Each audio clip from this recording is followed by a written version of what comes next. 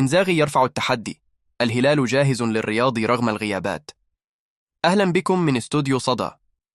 اليوم وفي المؤتمر الصحفي الذي يسبق مواجهة الهلال والرياض غدا في افتتاح دوري روشن السعودي، كشف مدرب الهلال سيموني إنزاغي عن أبرز ملامح المرحلة المقبلة.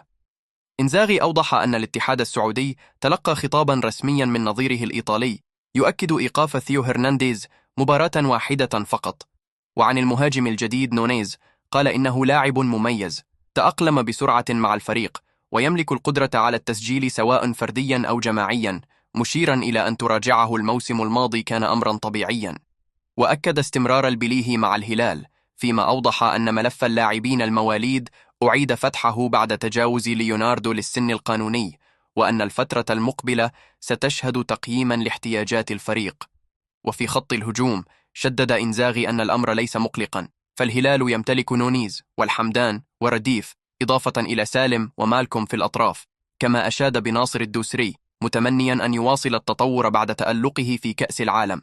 واختتم إنزاغي بالتأكيد أن الفريق حصل على الراحة الكافية بعد المونديال، والآن جاهز لأول تحد في الدوري أمام الرياض.